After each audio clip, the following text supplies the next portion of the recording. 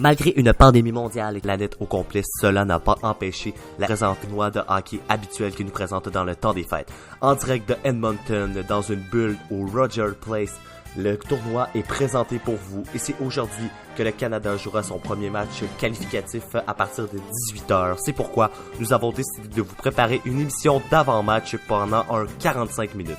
Je serai accompagné de Charles Boisvert, chroniqueur sportif pour Radio Tom, ainsi que James Letourneau, propriétaire de la page Le Monde du Hockey / NHL News.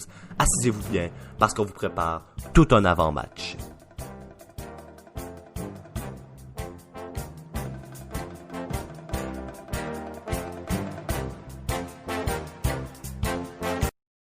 Et oui, bonjour tout le monde et bienvenue à Radio Tom. J'espère que vous allez bien et comme vous l'avez entendu dans l'intro, bien aujourd'hui, c'est une émission spéciale avant-match pour le Canada qui rentre finalement dans la section qualificative du tournoi à la ronde, on le sait bien. Donc c'est ça, 10 équipes, le tournoi de la IHF qu'on connaît qui se déroule du côté de Edmonton. Comme dit dans l'introduction, je suis accompagné de Charles et James. Salut les gars, comment ça va? Super, toi, mon Tom? Très bien. Et toi, James? Salut Thomas, ça va bien toi? Ben oui, très bien. Alors aujourd'hui, on a préparé de quoi de gros auditeurs, un bon 40-45 minutes de discussion autour de cette game de hockey-là. J'ai envie de commencer à vous poser une question. Qu'est-ce que vous pensez de l'équipe Canada, justement, là, qui va jouer à 18h? Charles, vas-y donc. OK, ben je vais aller. Ben moi, à mon avis, c'est une des excellentes équipes là, que le Canada là, a eu depuis plusieurs années. Beaucoup de joueurs qui, selon moi, dans le futur, vont non seulement jouer dans la Ligue nationale de hockey, mais vont avoir un impact dans la Ligue nationale de hockey. C'est une équipe très complète qui a vraiment, à mon avis, aucune grosse lacune qui pourrait là, leur coûter cher, par exemple, plus on avance dans le tournoi. C'est une équipe extrêmement talentueuse qui compte sur des attaquants dynamiques et rapides, sur des défenseurs robustes et mobiles et surtout là, un bon trio de gardiens et surtout un gardien numéro 1 là, excellent qui go très bien depuis le début là, du camp d'entraînement pour ne pas le nommer Devon Levi. Donc à mon avis là, le Canada a une excellente équipe cette année au championnat mondial junior et ça va être du beau hockey à regarder. Parfait ça. De ton côté, James?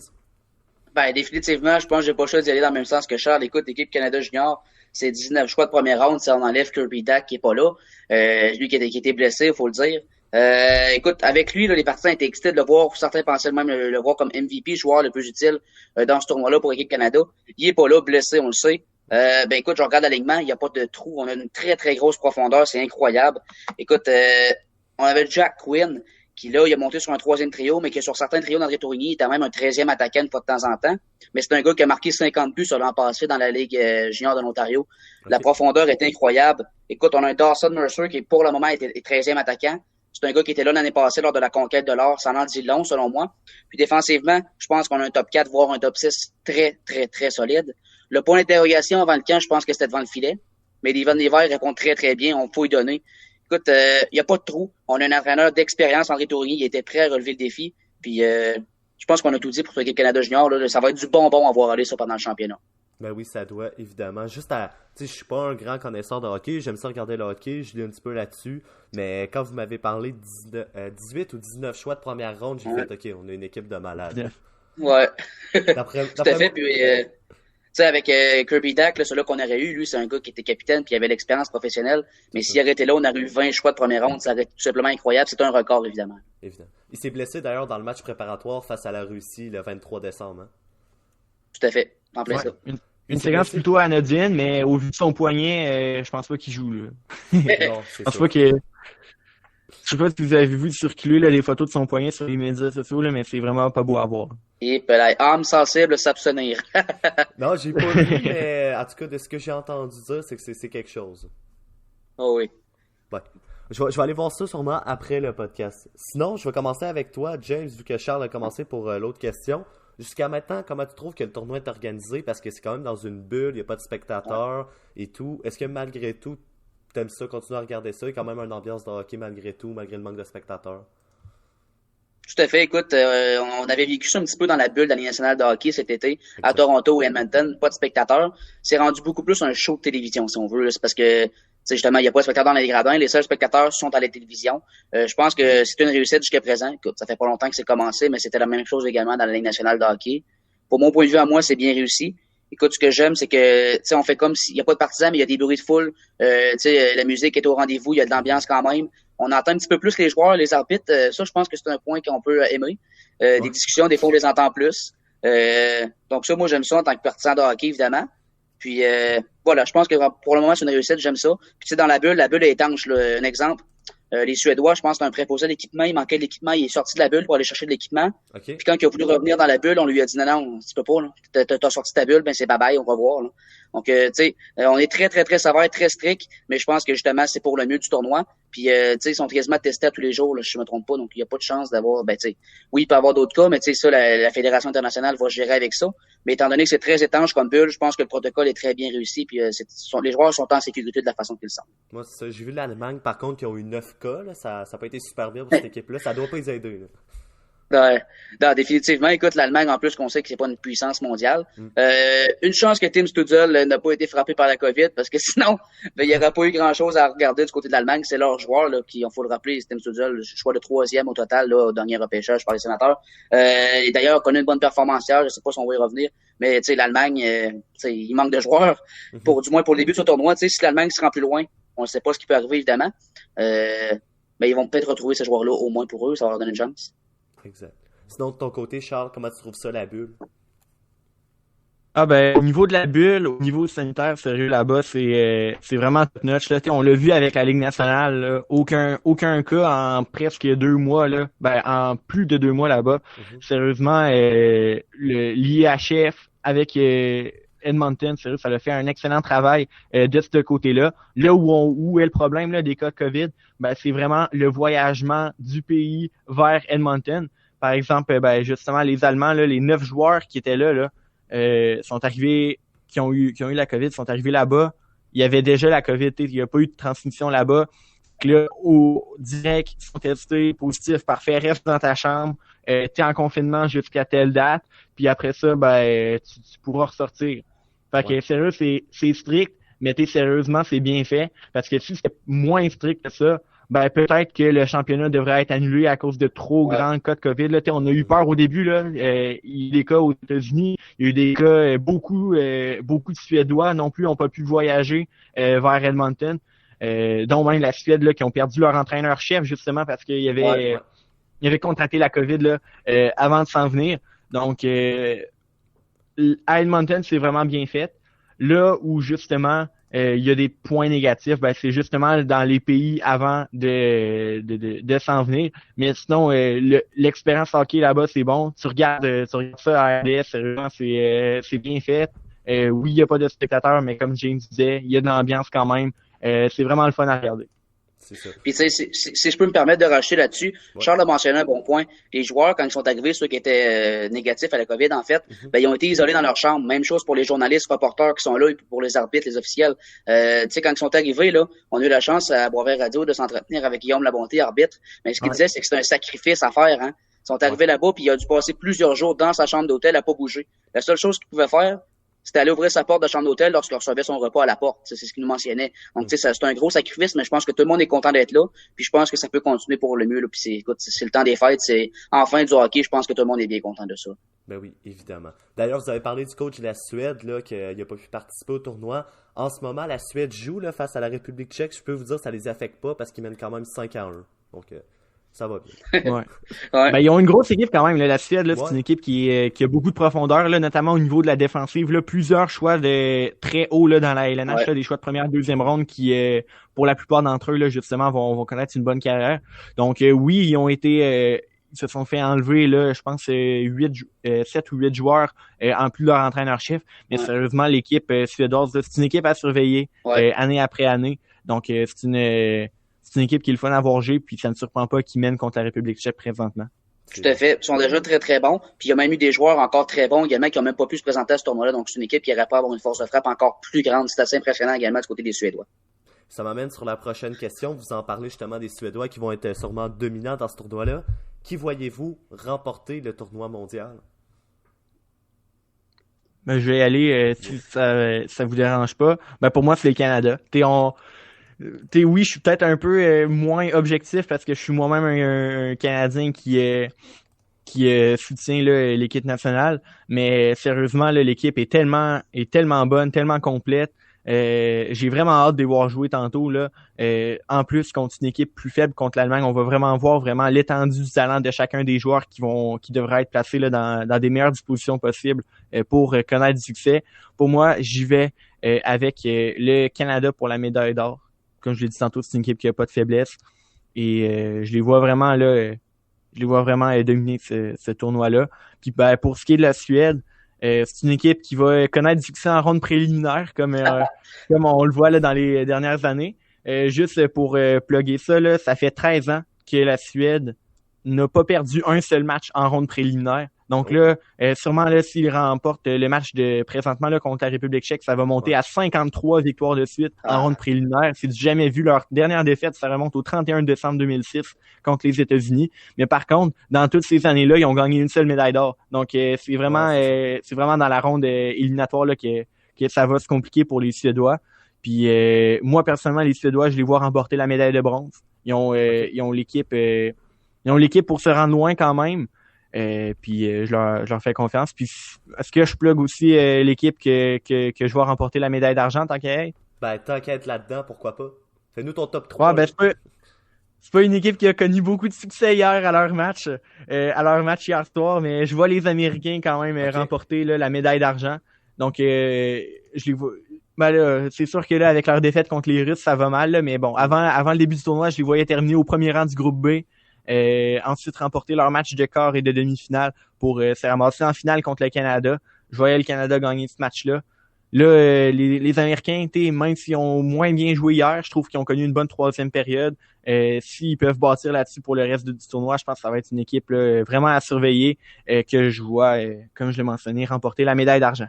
Bon, ben écoute, on va voir si tes prédictions sont bonnes. J'espère que tu vas être meilleur que moi, parce que chaque fois que je fais un pool de hockey, je peux te dire que je finis dernier ou avant-dernier. Fait que je vais plus me fier à vous deux. Sinon, de ton côté, James, veux-tu me faire ton top 3 aussi?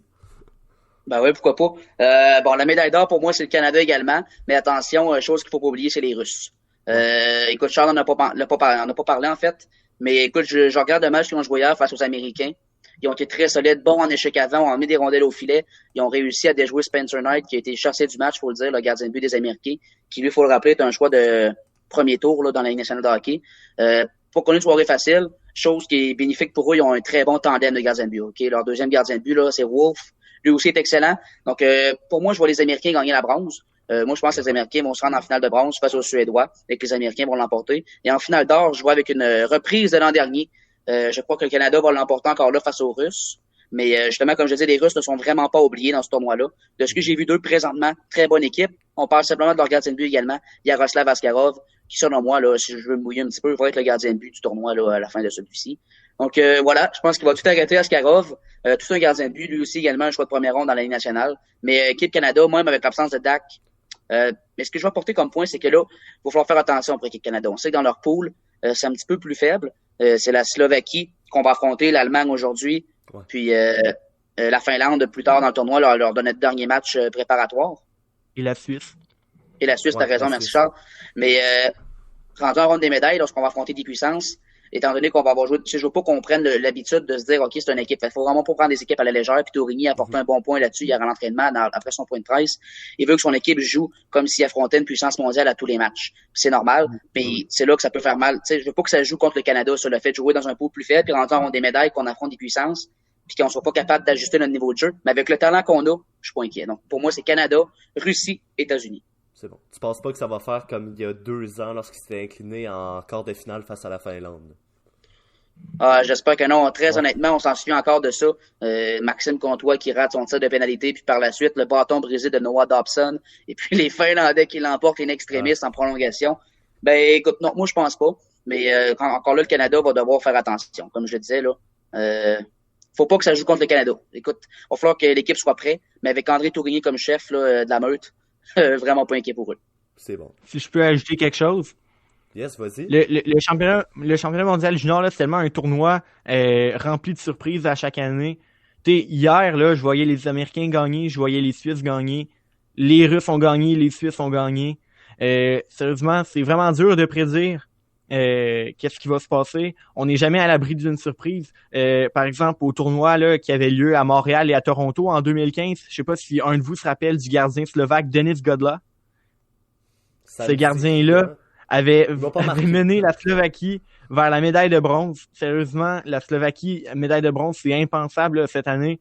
Il y avait l'espoir du Canadien Martin Rivaille à cette époque-là également. La Slovaquie avait vraiment connu un excellent tournoi, avait été vraiment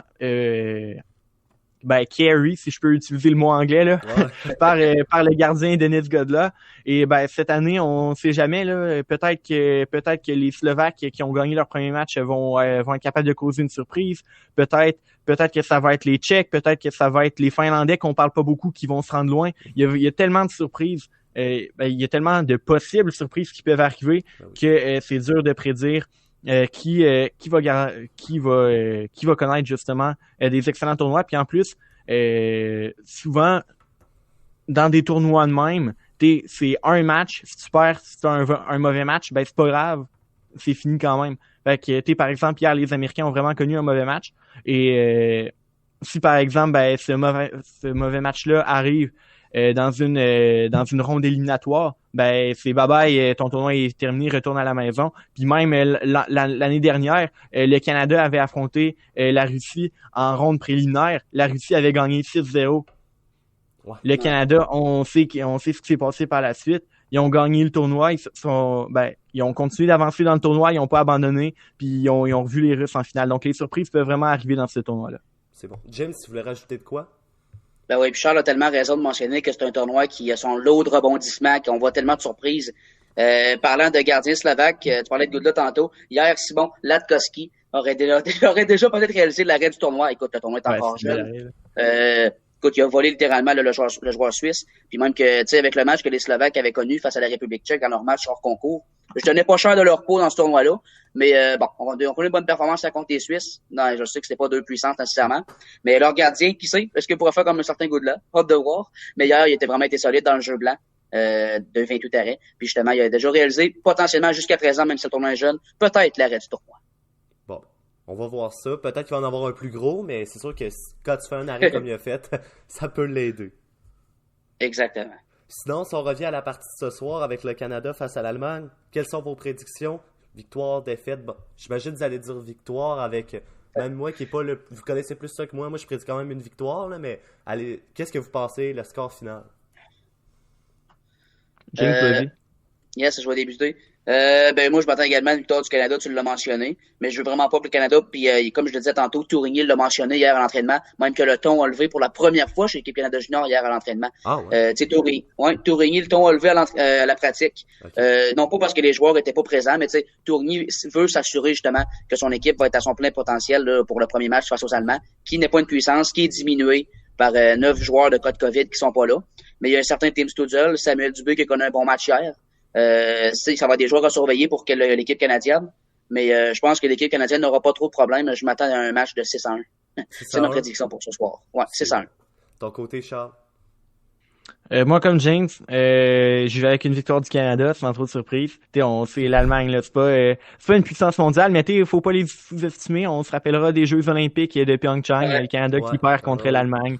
Ça avait fait jaser, mais en même temps, le Canada était pas aussi garni qu'il pouvait l'être. On n'avait pas de joueurs pas de joueurs de la LNH. Mais sinon, si je peux mouiller là sur un pointage, étant donné l'absence de plusieurs joueurs allemands, étant donné que que les Allemands ont joué hier, qui sont peut-être déjà un peu épuisés là contre Finlande. La Finlande hier a quand même coché 51 tirs en direction du gardien allemand. Donc les Allemands ont beaucoup défendu hier. Souvent là, tu t'épuises rapidement quand t'as pas la rondelle. Donc, pour moi, je vais aller avec un pointage un peu plus sévère que James. Je vais aller avec un 9-1 pour le Canada contre les Allemands, pauvres Allemands. Mais je vois, pourquoi pas, un but de Tim Stützle pour au moins sauver l'honneur. Mais je vois vraiment là, on dit à quel point les Canada sont bons cette année. Je pense qu'ils vont vraiment être capables de le prouver ce soir. Si tous les joueurs sont dans les dispositions maximales pour connaître des bons matchs, pour moi, le score de 9-1 est très réaliste et pourrait même être plus sévère que ça. La soirée va être longue pour les Allemands. Ouais. Non, ben moi, ça sera pas. Mais en même temps, faut tellement pas les prendre à la légère, mais en tout cas, on dit ça, là, mais. C'est sûr. On n'est pas à la place des joueurs, fait qu'on peut se permettre de rire un peu des Allemands, là, mais en même temps, en tout respect, là. C'est pas nous qui va se faire frapper sur la glace parce qu'on a ri d'eux, là. Ouais, c'est ça. Non, mais ça, au moins tu prédis pas 14-0 comme il avait battu le Danemark de ça 2 ans, là.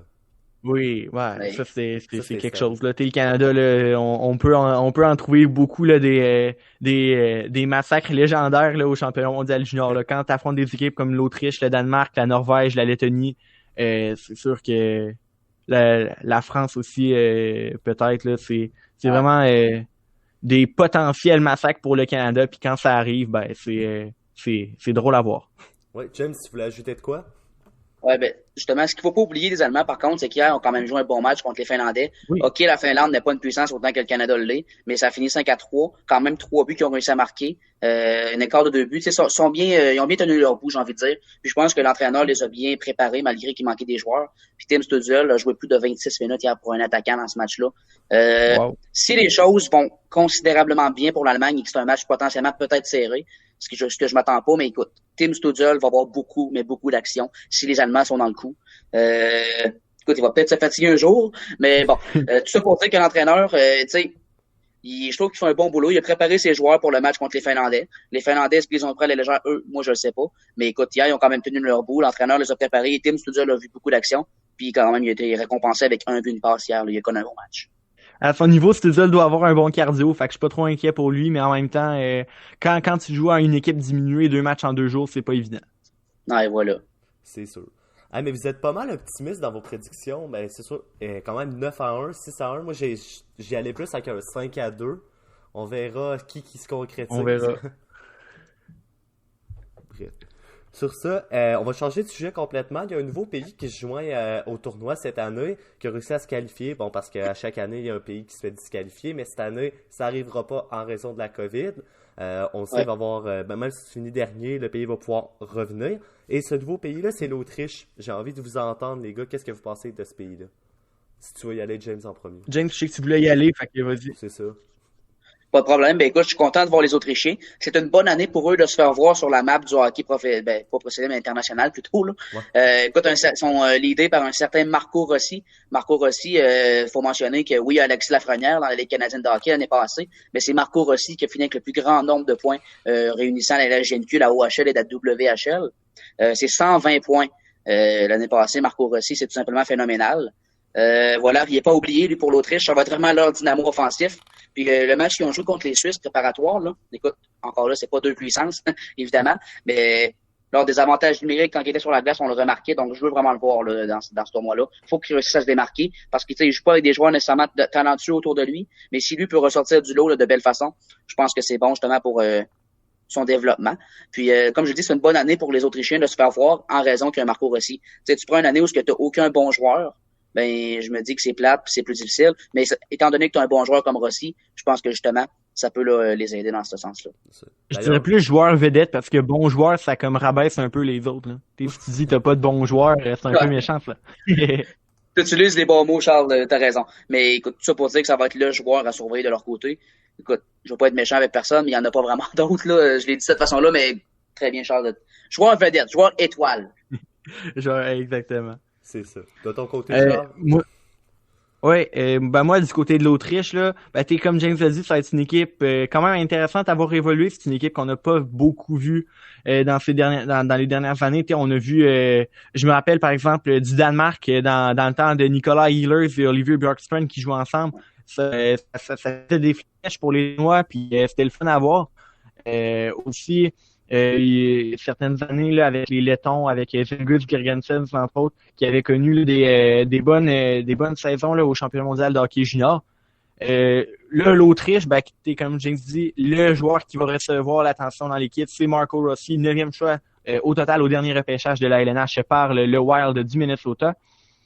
Mais par contre, les Autrichiens ont vraiment pas été chanceux là, dans leur tirage au sort. C'était pas un tirage au sort, là, mais quand on regarde le groupe des Autrichiens, oui, on peut voir que c'est une belle équipe. Ils ont été quand même relativement performants contre les Suisses.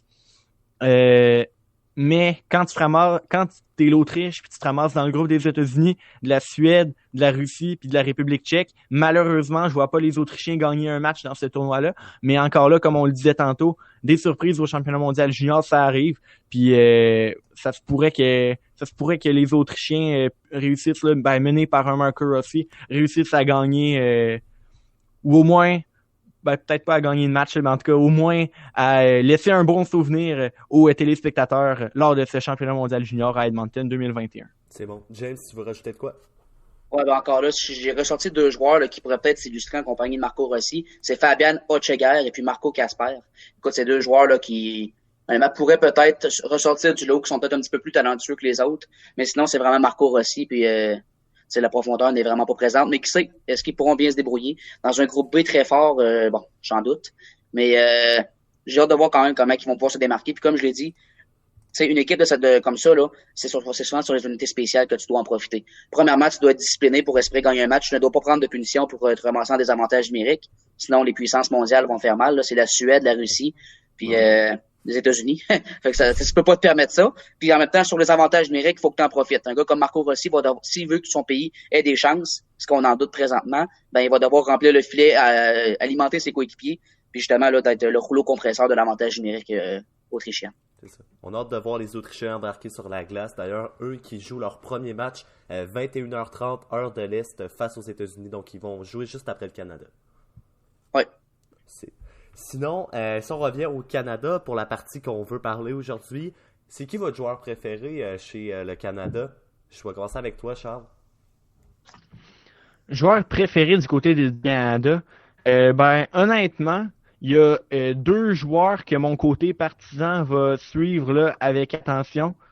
Tout d'abord, peut-être même 3, mais bon, on va en parler surtout de 2. 2 joueurs qui retiennent en particulier mon attention que je vais suivre beaucoup là dans ce championnat mondial junior. Tout d'abord, l'espoir du Canadien de Montréal, Kaiden Goulet, qui est un défenseur qui va avoir un rôle quand même relativement limité avec la formation canadienne, mais André Tourigny va compter sur lui pour distribuer des bonnes mises en échec, pour être efficace défensivement et sur un désavantage numérique. Donc, Kaiden Goulet, de mon côté, c'est un joueur que je suis avec beaucoup d'attention.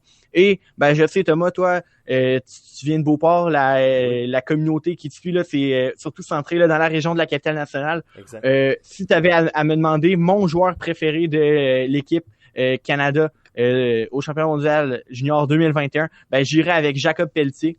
Jacob Pelletier qui est justement natif de la capitale nationale, qui a joué son hockey élite, là, son hockey mineur avec la structure intégrée là, du Blizzard du Séminaire Saint-François, qui a joué son hockey midget 3A avec justement le Blizzard du Séminaire Saint-François, qui a été repêché dans la LHJMQ ensuite par les Wildcats de Moncton et qui a été ensuite échangé cet été au Foreurs de Val-d'Or dans la LHJMQ. Donc, c'est un petit gars de chez nous. C'est le seul Québécois de la LHJMQ de l'équipe. Et en plus, ça tombe bien, parce que c'est un petit gars de chez nous, c'est un petit gars de Québec. Donc, c'est vraiment un joueur qui, à mon avis, va quand même avoir un rôle important dans la formation. Il va peut-être être sur la 2e vague d'avantages numériques, sûrement sur le premier des avantages numériques. Donc, c'est un joueur très complet et sérieusement, Jacob Pelletier, c'est un joueur que j'ai vraiment hâte de voir évoluer. Je me rappelle quand j'étais petit, je l'ai vu jouer au tournoi Pee-Wee, puis j'ai hâte de le voir là cette année là au championnat mondial de hockey junior et qui va rendre et j'ai l'impression qu'il va rendre là, toute la région assez fière de lui. La fierté de la capitale nationale à ce tournoi-là, évidemment. Puis tu parlais sur l'Empire, oui, il y a tout raflé, ce tournoi-là, c'est incroyable. Oui, il avait gagné, je pense, avec les Défunts Citadelles de Québec. Là. Exactement. D'ailleurs, c'était le cousin de ma mère qui était entraîneur-chef à cette époque. Jean-Philippe Côté. S'il nous écoute, je le salue. Je le salue, Jean-Philippe Côté. Non, mais, puis blague à part, mais pour Pelletier, écoute, c'est vraiment la fierté. Puis, tu sais, moi, j'en ai ressorti 3 joueurs. Pelletier n'est pas dans mon lot, mais évidemment que ça va être intéressant de suivre ses performances. Tom, veux-tu que j'y aille? Ben oui, vas-y. Exactement. Donc, j'ai sorti Dylan Cousins. Puis, ce qu'il faut mentionner Dylan Cousins, c'est que c'est un joueur de retour de l'an passé, puis qui avait quand même bien performé l'an passé, 9 points en ses matchs. En l'absence de Kirby Dach, André Tourigny a confirmé qu'il y aura pas de nouveau capitaine techniquement parce que le capitaine de la formation d'André Tourigny, c'était Kirby Dach. C'était lui son leader. Donc, pour lui faire honneur, il va le garder à titre de capitaine à l'intérieur du vestiaire. Mais pour au niveau international, sur la patinoire, un règlement qui existe, c'est que tu es obligé d'avoir un joueur qui porte le C. Ouais. Donc, ces deux joueurs-là seront en alternance. Ce sera justement Dylan Cousins et Bowen Byram, le défenseur repêché par l'Avalanche du Colorado. Donc, ces gars-là, un match après l'autre, vont s'alterner le C sur le gilet. Justement, ça va être les deux leaders. Donc, moi, justement, parlant de ces deux gars-là, c'est deux gars que je vois dans mes joueurs favoris de l'équipe canadienne. Donc, Dylan Cousins, un joueur repêché par les Sabres de Buffalo, puis c'est un gros bonhomme. C'est 6 pieds 3 quand même. C'est 85 points. L'année passée avec les Hurricanes de Lethbridge dans la WHL Ligue de l'Ouest. Puis l'an passé, il était là, comme je dis, ça va être un gars de premier trio, fort évidemment, ça pour l'équipe canadienne. Écoute, ça va être un joueur de premier plan. L'avantage numérique va probablement performer d'une belle façon. Puis étant donné que c'est un leader, ben ça veut tout dire.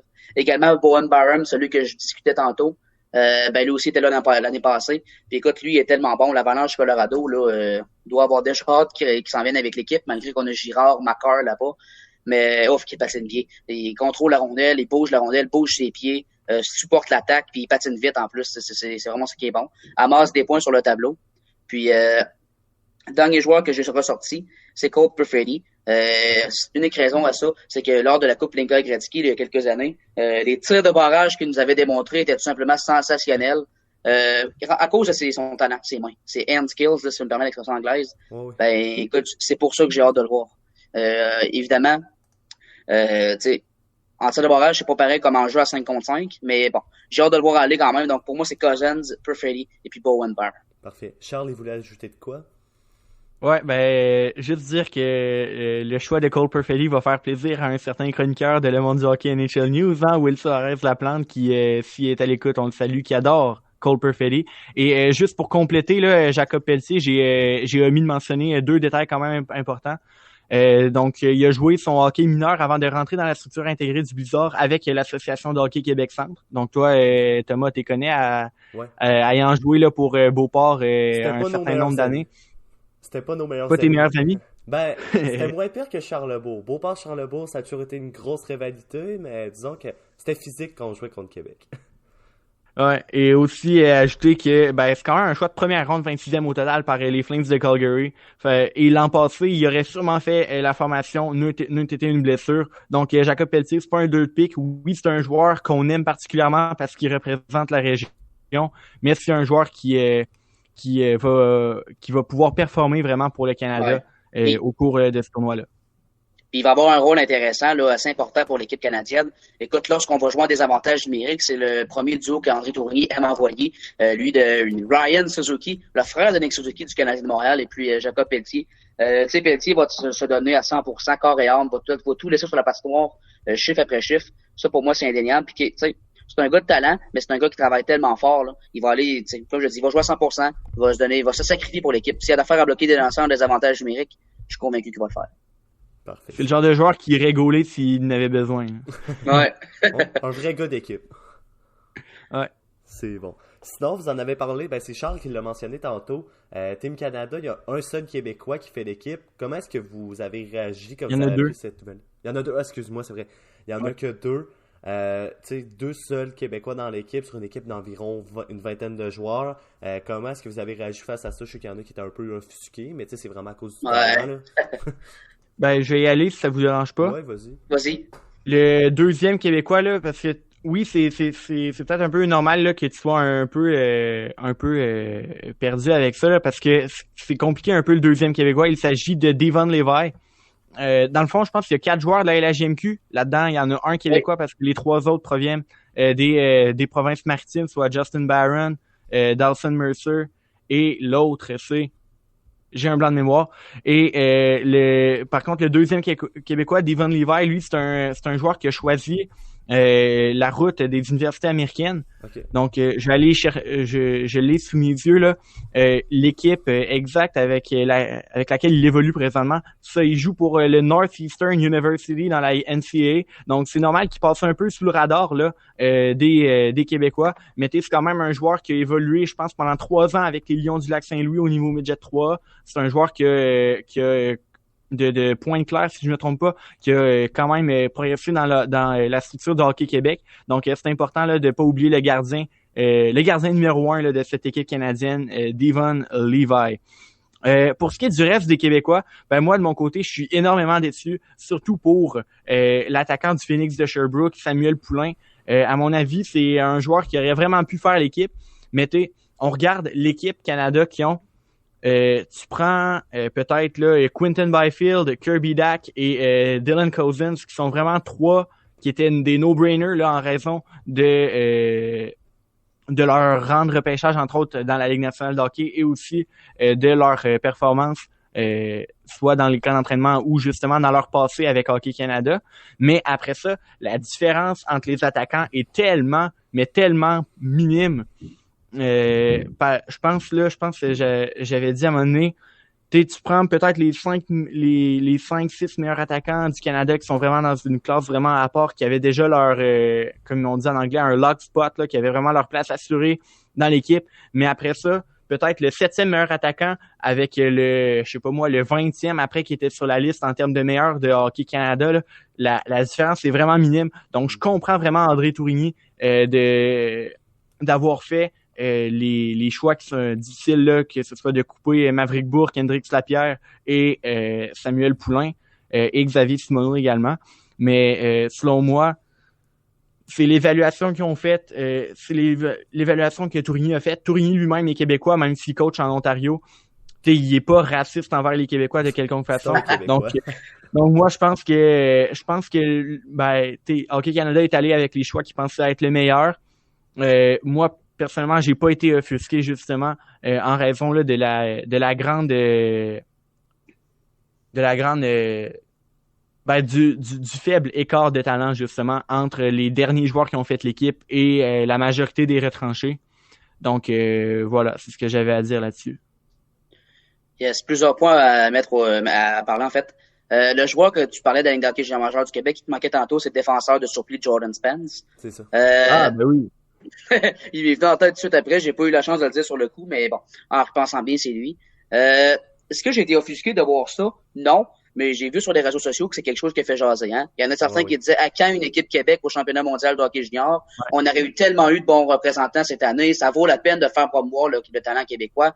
Écoute, je suis d'accord avec ça, mais bon, pour revenir à nos moutons, là, non, j'ai pas été offusqué. Charles l'a dit, la différence de talent entre certains joueurs et d'autres joueurs est tellement minime, c'est incroyable.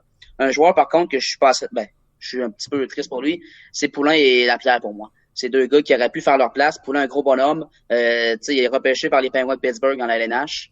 C'est un gars qui, voilà, aurait pu être une bonne pièce importante. Puis Lapierre, écoute, en même temps, ce que je veux emmener, c'est que le fait de la COVID-19 n'a vraiment pas aidé. Écoute, Lapierre, là, il y a eu 2-3 jours d'évaluation, puis ça a été terminé. Mais à cause c'est à cause que les cas de COVID au début du camp, l'équipe Canada a été confinée, hein. Donc, ça leur a rapetissé le camp. Je prends un gars comme Xavier Simoneau des Voltigeurs de Drummondville. Lui, il s'en allait là pour voler un poste à quelqu'un d'autre parce que, tu sais, oui, croyant ses chances. Il n'est pas repêché. Exactement. Tu sais, il savait que ça allait être plus difficile, en plus que c'était un petit bonhomme et tout. Donc, mais il a jamais eu la chance de se faire valoir. Il est allé dans la bulle, il a fait un isolement, puis il a jamais eu la chance de se faire valoir, puis il a été coupé parce que à cause du COVID, le camp s'est tellement fait vite qu'on n'a pas pris de chance, on n'a pas eu le temps de l'évaluer. Mais étant donné que c'était pas une des priorités de l'équipe canadienne de l'avoir dans l'alignement, on l'a tout simplement renvoyé à la maison. D'autres gars, par contre, Maverick Bourque connaît un bon camp. Ça, je veux le mentionner. Il était dans la dernière vague de coupure, donc il connaît un bon camp. Puis Lapierre, ça a été en dents de scie, mais je pense qu'il aura peut-être la chance de se reprendre là. Est-ce qu'il peut revenir Lapierre l'an prochain, Charles? Je suis pas sûr. Oui, c'est justement là où je m'en venais, c'est que Bourque et Lapierre vont sans doute revenir l'an prochain. Ça, c'est vraiment j'aime utiliser cette expression-là, mais c'est un no-brainer. C'est sûr qu'ils vont être invités au camp d'évaluation l'an prochain. Mais c'est vraiment ça qui me gosse avec Samuel Poulain, c'est que c'était sa dernière année d'admissibilité. L'an prochain, il va avoir 20 ans, il pourra pas revenir porter les couleurs là, de son pays pendant le temps des fêtes. Ça, c'est vraiment plate. Mais c'est vraiment ça que je trouve vraiment dommage là, pour ce qui est de Samuel Poulain. Sinon, le reste des Québécois, Xavier Simoneau aussi, je pense que c'était son année de 19 ans parce qu'il il a été ignoré 2 fois au repêchage de la LNH. Fait que si c'est un 19 ans cette année, à 20 ans l'an prochain, il pourra pas revenir. Mais vraiment, là, Lapierre, Bourque, là, l'an prochain, ça va être, si c'est pas des joueurs qui vont déjà avoir une place assurée dans l'équipe, ça va être proche, puis ils vont être en bataille pour. J'ai vraiment confiance en ces deux gars-là que l'an prochain, ils vont pouvoir connaître un bon camp d'entraînement et représenter l'Unifolier lors du championnat mondial junior de 2022. Ah, définitivement. Puis pour revenir à Poulain, là, ce que je voulais dire, c'est que lui, sa motivation supplémentaire, ça va être pour l'année prochaine, justement, non pas cette année, parce que là, il est avec le Phoenix. Si la Ligue d'hockey junior majeur veut reprendre le 22 janvier, tel que mentionné par Gilles Courteau là, dans une annonce il y a quelques semaines. Mais lui, sa motivation, ça va vraiment être de faire les Penguins de Pittsburgh. Hein. Connaître un bon camp là-bas, puis s'installer à Pittsburgh pour essayer de faire la formation, en fait. Puis ça, on lui souhaite, justement. Mais t'as raison, c'est de valeur pour lui cette année. Puis en raison de la COVID, j'ai l'impression que ça c'est vraiment rien pour l'aider. Il a pas été aidé dans cette situation-là. Il faut mentionner que Sherbrooke a seulement joué 5 matchs cette saison. Il a quasiment pas vu d'action. Il arrive au camp. C'est normal qu'il soit rouillé. Donc ça, c'est vraiment pas à son avantage. Mais pour qu'il ait pu la pierre, hâte de les revoir l'an prochain, définitivement. Vraiment. Ouais, mais c'est sûr ça peut paraître sur les Québécois parce qu'on regarde ailleurs dans le monde, presque tous les autres pays avaient encore du sport, avaient encore des équipes de hockey qui jouaient à l'automne. Puis au Québec, on avait arrêté le sport complètement. Même la LHJMQ qui avait comme... Pas juste au Québec. Ouais, si je peux me permettre d'ajouter, là, c'est la Ligue de l'Ontario et la Ligue de l'Ouest aussi n'avaient pas encore lancé leur saison. Donc, dans la LHJMQ, dans le fond, on a eu un début de saison avant le passage en zone rouge. Par exemple, des équipes comme les Remparts ont joué 2 matchs. Le Phoenix, lui, en a joué 5. Des équipes, par exemple, en Abitibi et Bas-Saint-Laurent, dans le fond, l'Océanique, les Foreurs, les Huskies et les Dracars ont réussi à jouer même une douzaine de matchs. Les équipes dans les Maritimes aussi ont joué presque 15 matchs chacune, mais les ligues de l'Ontario et les ligues de l'Ouest avaient disputé un gros 0 match. Je pense que l'entraînement quand même était permis. Je suis pas dans ces régions-là, donc je sais pas exactement. Mais c'est ça, la plupart des joueurs, à part là, ceux qui arrivaient des États-Unis, là, t'es comme Devon Levi et Alex Newhook également, ont pas... tous ceux qui arrivent d'un autre pays que le Canada ont pas ou peu joué en ce début de saison avant le championnat. Donc, c'est sûr que ça aide pas. La différence entre une pratique et un match de haute compétition est tellement flagrante. Là. Vraiment. Puis, tu sais, les équipes d'Europe, ce que je veux mentionner, c'est qu'eux ont pu continuer à jouer en majorité. Donc ça, c'est sûr que ça les aide là, au niveau de peut-être pas de la forme physique parce qu'à cet âge-là, sont en forme, là, mais ça paraît sur la cohésion du jeu. Puis pour la LHJMQ, une chance qu'il y a eu des bulles hein, pour les équipes, pour les faire jouer. Je sais que c'est pas le sujet d'émission aujourd'hui, mais il faut le mentionner, une chance qu'il y a eu la bulle à Québec parce qu'il y a des équipes, comme tu l'as mentionné, les Remparts avaient seulement 2 matchs de jouer avant ça. Là. C'est incroyable. Mais ce qui est malheureux, c'est qu'en même temps, Simoneau, Bourque et puis Lapierre, eux, n'ont pas joué à la bulle. Ils ont fait leur quarantaine là-bas. Ils ont quasiment pas le temps de se faire voir. Ils se font revenir. Ils ont quasiment pas d'action de hockey dans le corps depuis un très, très bon bout. Ça, je trouve ça très de valeur pour eux, en fait. Là. Mais c'est vrai, t'apportes le bon point parce que le camp d'équipe Canada Junior a tellement commencé, entre guillemets, tôt. Avant, peu de joueurs qui ont fait... en tout cas, les joueurs canadiens qui ont été invités au camp ont même pas joué dans la bulle de la LHJMQ. Fait que, t'as raison sur ce point-là, James. C'est vraiment... dommage pour eux qui avaient peu de hockey dans le corps. Là. Eux ont hâte de jouer des matchs là, à la reprise le 22 janvier dans des bulles. C'est définitif, ça. Là. Vraiment, ça fait genre 3 mois que des gars comme Lapierre et Bourque n'ont pas joué. Là. Non, c'est incroyable. Non, c'est quelque chose, évidemment. Sinon, on parlait un peu en préparant l'émission. Équipe Canada qui change beaucoup les trios. Hein, l'entraîneur, Tourigny, là, il bouge. C'est quoi votre avis là-dessus? Est-ce que vous pensez que le Canada ce soir a des bons trios en attaque? Je vais y aller si je peux me permettre. Donc, à mon avis, c'est normal avant le début officiel d'un tournoi de vraiment bouger les choses, d'essayer d'avoir vraiment là, les meilleures combinaisons possibles. Par contre, là où ça me titille un peu, c'est vraiment la fréquence et justement de ces changements de trio-là. À mon avis, là, à partir là, du match hors concours contre la Russie, là, vraiment, on a vraiment un plan précis en tête, j'espère, pour Équipe Canada. Et là, à partir de ce soir, vraiment, ce qu'on cherche, c'est de la stabilité dans les trios. Par exemple, je m'appelle Jack Quinn, puis je me suis fait changer de trio, de ligne peut-être 4 fois depuis le début du camp d'entraînement. Là, à cette heure que les matchs comptent vraiment, je veux vraiment avoir des compagnons de trio stables, développer si c'est pas encore fait, développer vraiment une belle chimie avec eux, peut-être faire du team building un peu à l'hôtel, je sais pas, mais vraiment avoir là une bonne cohésion avec les compagnons de trio. J'ai vu les trios tantôt du Canada, ça me satisfait pour ce soir, ça va être un bon match, des bonnes combinaisons. Mais là, si André Tourigny change les trios à chaque jour là, en vue là, de la ronde des médailles, ben c'est justement là, les joueurs peut-être vont se poser des questions. Ah, je suis le quatrième trio aujourd'hui, je me ramasse je suis le quatrième trio hier, je me ramasse sur le deuxième aujourd'hui. Demain, je vais peut-être être le 13e attaquant pour après-demain me ramasser sur le premier trio. Tu sais, ça, c'est quelque chose que si je me mets à la place des joueurs, je veux pas vivre. Mais c'est vraiment là avec André Tourigny et le groupe d'entraîneurs qui vont devoir vraiment trouver une stabilité. Et là, on n'avait pas le choix avec Kirby Dach qui s'est blessé. Ça a vraiment chamboulé tous les plans de l'équipe canadienne. Mais là, si on réussit à trouver des trios stables, ben j'ai vraiment hâte de voir ça. Puis je souhaite vraiment aux joueurs et aussi au personnel d'entraîneur de l'équipe Canada que leur trio reste stable là, pour une bonne partie du tournoi, là, à moins vraiment par exemple, d'autres blessures ou des performances vraiment atroces là, de certains joueurs. Mais vraiment, ce que je vois là, Perfetti, McMichael, Krebs, Holloway, Newhook, Cousins, Pelletier, Byfield, Quinn, Zary, Suzuki, Tomasino, c'est vraiment des trios là que je trouve que c'est correct. Je suis quand même un peu déçu de voir l'attaquant des Saguenay-Chicoutimi, Dawson Mercer, comme étant le 13e attaquant. Mais je suis sûr qu'il va avoir la chance de se faire valoir dans le tournoi. Puis moi, je me rappellerai toujours du 13e attaquant qui était Tyler Steenbergen il y a quelques années là, avec le Canada et qui est allé marquer le but gagnant en finale de la médaille d'or contre la Suède. Donc, peu importe ton rôle au début du tournoi, c'est vraiment ton rôle à la fin du tournoi qui va compter. Et chaque joueur dans l'équipe est vraiment un joueur de hockey talentueux et peut faire la différence à tout moment pendant le tournoi. C'est justement ce qui fait la particularité de ce tournoi-là. Hein. Ça va tellement vite, il y a tellement de choses qui se passent, des souvenirs qu'on garde de ça. Tu nous plonges dans un très bon souvenir, Steenbergen, je m'en souviens encore, c'est incroyable.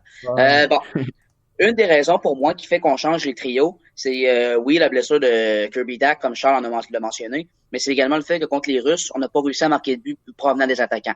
C'est un match qui s'est terminé 1-0 et c'est simplement Jamie Drysdale, le défenseur, qui a marqué d'un tir de la pointe parfait, partie supérieure. Mais pour les attaquants, peut-être qu'on veut trouver un petit peu plus de flamèche offensive. C'est peut-être ça que je pense qu'André Tourigny veut essayer de trouver. Mais Charles a également naturellement amené un bon point. Ben, il va falloir trouver une certaine stabilité un jour, là. Puis, tu sais, je répéterai pas ce que Charles a dit, mais ça, c'est indéniable. Faut que tu trouves une certaine stabilité. Faut que Tourigny trouve les meilleures combinaisons avec ses adjoints, puis c'est son travail de le faire présentement. Puis je suis pas inquiet, comme je l'ai dit tantôt. On a un entraîneur d'expérience entre les mains. Mais voilà, je pense qu'on veut créer un petit peu plus d'offensive que le match contre la Russie. Contre les Allemands, ça devrait pas être un problème, mais on veut que les joueurs soient concentrés, puis quand ça va venir contre des puissances dans les matchs des médailles, c'est là que ça va compter pour de vrai. Moi, je regarde des trios. Le premier trio avec Perfetti, McMichael et Krebs, écoute, j'aurais peut-être aimé un Cousin sur le premier trio à la place de Krebs, mais sinon... si je peux me permettre, les trios du Canada, il y a tellement de bons joueurs que c'est dur de mettre un premier, deuxième, troisième, quatrième trio. Ouais. Donc moi, ça me dérange pas que les trios soient comme ils sont présentement, parce que au final, le temps de glace que Tourigny va leur donner, ça va être en fonction de leur performance dans le match, pas en fonction de ce qu'ils ont vu avant. Parce que la différence de talent est tellement minime que Tourigny peut jouer beaucoup. Là. Ben, je suis totalement d'accord, Charles, mais le point que je vais amener, c'est pas nécessairement que je veux Cousin sur un premier trio, mais j'aurais aimé le voir avec Perfetti et McMichael. C'est de la combinaison que j'aurais aimé. Mais écoute, c'est correct que Krebs soit là également, là, tu sais, je veux dire. Puis l'autre trio que je regarde particulièrement, c'est celui de Quinton Byfield, qui est potentiellement le troisième sur ce qu'on a présentement, mais encore là, comme Charles l'a dit, ça peut bouger. C'est Quinton Byfield au centre. À gauche, on a Pelletier, et à droite, on a Jack Quinn. Pelletier, on a mentionné tantôt, on veut le meilleur pour lui, hein, c'est notre fierté pour la capitale nationale. Byfield, un gars qui va arrête toi. Non, mais honnêtement, Quinton Byfield, un gars qui va devoir en donner plus. L'an passé, ça a été difficile. Puis, c'est un gros bonhomme, choix de deuxième round, doit prouver sa valeur. Moi, je pense que c'est un gars qui est entouré de bons alliés. On a déjà comparé à Evgeny Malkin, c'est pas rien. Là. Je veux que ce gars-là en donne offensivement, je veux qu'il en donne, qu'il se démarque. Puis Quinn, écoute, lui, c'est un des favoris de Tourigny. Écoute, il jouait avec lui avec les 67 d'Ottawa, mais Quinn a quand même plus de 50 buts l'an passé là, dans la Ligue junior de l'Ontario. Donc, je pense que c'est ce troisième trio-là comme on peut voir, peut faire des flamèches également. Mais voilà. Parfait, ça. Ben, merci beaucoup, les gars, de vous être prêtés au jeu, de répondre aux questions pour cet avant-match-là. C'était bien plaisant de faire ça. Ça fait plaisir, mais Charles, non, c'est pas fini. Moi, j'ai une question pour Charles. Ben oui, c'est peut-être une question peut-être plus à débat, mais on verra ce qui se passe là. Je sais pas nécessairement l'avis que je vais mentionner, mais c'est une question quand même que je veux jaser. C'est Alexis Lafrenière. N'a pas été prêté par les Rangers de New York parce qu'on préférait le garder dans l'entourage de l'équipe puisque notre camp va débuter avant la fin du tournoi. C'est-à-dire que le tournoi va se terminer le 5 ou le 6, tandis que le camp des Rangers va débuter le 3 janvier. Mais puis il y a également peut-être une raison de côté, on voulait pas qu'elle se blesse. L'autre côté, les Blackhawks de Chicago, eux, envoient Kirby Dach. Qu'est-ce qui arrive? ben Kirby Dack se blesse et Kirby Dack ne peut pas prendre part au championnat et potentiellement rater plusieurs mois d'activité de la saison en raison de sa fracture au poignet. Puis en plus, les Hawks se tirent encore plus dans le pied. Alexander Nylander, un prometteur attaquant pour eux, ben il va manquer également de 4 à 6 mois d'activité. Donc là, ça te fait deux jeunes que tu peux continuer à développer, que pour le futur, ça s'en vient bien. C'est des gars prometteurs, comme je le disais. Ben c'est deux gars qui pourront pas débuter la saison. Puis Kirby Dack, je pense que ça fait encore plus mal. D'autant plus que, comme je le disais, Lafrenière n'a pas été envoyé pour peut-être raison de blessure, mais que lui il est envoyé, puis malheureusement, il se blesse et peut pas jouer. Qu'est-ce que tu penses de ça, Charles? Ben, à mon avis, les deux côtés ont des bons arguments. Ben, tu sais, le championnat mondial junior, là, c'est une expérience vraiment incroyable pour un jeune, là. Même comme un spectateur, comme un arbitre, comme un descripteur, chaque fois que tu arrives au championnat mondial junior, c'est sûr que tu vas garder des souvenirs impérissables de cette expérience-là. Fait que Alexis Lafrenière, c'est sûr que le niveau d'expérience, le fait qu'il aurait complètement dominé le tournoi, à mon avis, s'il serait allé, c'est sûr ça aurait été quelque chose de bon pour les Rangers. Maintenant, au moment où les Rangers ont décidé de protéger Lafrenière, de pas le prêter à l'équipe Canada Junior, on ne savait pas encore que la LNH allait commencer. Ça a été annoncé juste là, la semaine passée, puis ça a été là, vraiment une excellente nouvelle qui a été accueillie avec joie. Puis là, on se dit, ben c'est pour ça, le camp commence le 3 janvier, puis le tournoi finit genre le 5. Fait que c'est un peu compréhensible, sachant que les Rangers, ben c'est sûr qu'ils comptent vraiment beaucoup sur Alexis Lafrenière cette saison. Maintenant, c'est sûr que là, ben, on avait peur des risques de blessure. Puis on l'a vu avec Kirby Dack, mais à mon avis, Kirby Dack, là, c'est juste une malchance. Là. Ça aurait pu arriver à n'importe qui d'autre que lui, puis ça aurait pu arriver, je sais pas moi, à Jacob Pelletier, puis que finalement, il ait le temps de guérir avant de revenir là avec les Foreurs de Val-d'Or. Puis on aurait dit ben fine, t'auras le temps de te guérir, tu vas manquer le championnat, mais c'est pas super, il y a pas d'équipe de la LNH qui va souffrir de ça trop. Mon avis là-dessus, ben si j'avais à prendre une décision pour Alexis Lafrenière, au vu de ce qui est arrivé avec Kirby Dack, c'est facile de dire mais tu dois pas l'envoyer. Mais à mon avis, le championnat mondial junior, c'est tellement un événement incroyable que tu dois envoyer tes meilleurs jeunes pour leur permettre de vivre ça, sauf si tu es en train de jouer avec eux. Mais la saison commence le 13, fait que il aurait été correct pour revenir avec les Rangers. Quand ça a été officiel que Lafrenière n'aura pas été prêté, j'ai été déçu, mais en même temps, je comprends. Yes, mais en même temps, parlant de Lafrenière, avait-il quelque chose à prouver encore cette année? Moi, je pense que c'est peut-être la bonne décision, les Rangers. D'autant plus que lui, Kirby Dack, ne l'avait pas vécu l'an passé, puisque les Blackhawks lui avaient dit non, tu ne vas pas là. Cette année, il l'envoie en raison de la COVID-19, puis le fait que les activités sont repoussées. Puis c'est correct qu'il n'avait pas vécu l'expérience, donc c'était bon de l'envoyer. Mais pour ce qui est des Rangers, de ne pas l'envoyer, écoute, au début, j'étais amer sur la décision, je me dis, ben voyons, tu sais. Mais le temps, tu pensais que du recul, avait-il encore quelque chose à prouver à ce tournoi-là? Parce que l'an passé, il a été grandiose pour le Canada. Exactement, il a fait 2 ans. Une première année un peu moins utilisée, mais quand même, il a réussi à se démarquer pareil, en se faisant voir sur la scène internationale. Puis l'an passé, il était grandiose, c'était incroyable, là, je veux dire. Il y avait celui qui avait gagné le prix de joueur du tournoi? Mais je sais pas, là, mais il a tellement été incroyable que ça m'aurait pas surpris là, ouais. Ouais, exactement. C'est vraiment le point que je voulais emmener là-dessus. C'est bon, parfait ça. Ben merci encore les gars pour tout, puis pour ce podcast-là. Je vous souhaite une bonne game, parce que ça commence à peu près dans 1 heure. Donc on va se préparer pour ça, là. On va se faire chauffer du popcorn pis tout. C'est ça, ça va être le fun à soir. Enfin ça part, j'avais hâte que ça parte, que le Canada commence à jouer. Puis bonne soirée les gars. Ouais, merci beaucoup Tom, merci aux auditeurs d'avoir été là, toujours le fun. Ouais. Merci beaucoup pour l'invitation, ça m'a fait plaisir, puis salutations à tout le monde. Bonne soirée et puis bon match. C'est bon, salut les gars. Salut. Sur ça, je vous remercie beaucoup d'avoir été là. Ça a été très plaisant. J'espère que vous avez aimé cette rencontre-là qu'on a faite. Donc, un avant-match avec Charles et James. Alors, c'était très plaisant d'en discuter avec eux. Comme vous avez vu, moi, j'assistais plus à type d'animateur et ça a donné un bon débat. Donc, très intéressant. Sur ce, je vous souhaite une bonne game tout le monde, mais avant de terminer, je veux quand même vous rappeler qu'est-ce qui vous attend d'ici la prochaine émission. La prochaine émission sera le 28 décembre prochain, parce que demain, on prend relâche. Pourquoi? raison, eh bien, je continue mon émission en mode rappel B du côté de Sequoia FM. Alors, je vais voilà à 15h, donc si jamais vous voulez m'écouter, ça va faire plaisir de vous entendre sur les ondes de CKIA. Donc, c'est ça, vous allez pouvoir m'écouter pour l'émission en mode rappel B pour votre dose de rap et de R&B hebdomadaire qui sera là à chaque semaine à Québec. La meilleure émission de rap et R&B à Québec, ben, c'est à Sequoia qu'on l'a. Donc, c'est ça. Mais le 28, qu'est-ce qui vous attend? Je vais avoir avec moi Charles-Étienne Drouin, lui, qui est créé, il a été créateur et il est aussi propriétaire de la page La Langue de Bois. Donc, c'est ça, La Langue de Bois est une page politique. Et ensemble, on va faire une revue d'actualité sur la politique, tout ce qui s'est déroulé dans l'année 2020. On sait que ça a été une méchante année avec la COVID. Il y a aussi eu des élections présidentielles du côté des États-Unis. Donc, il y a eu beaucoup de choses. On va jaser de ça ensemble, tous les deux. Puis lui va arriver à 20h15. L'émission commence à 20h, donc soyez là dès 20h.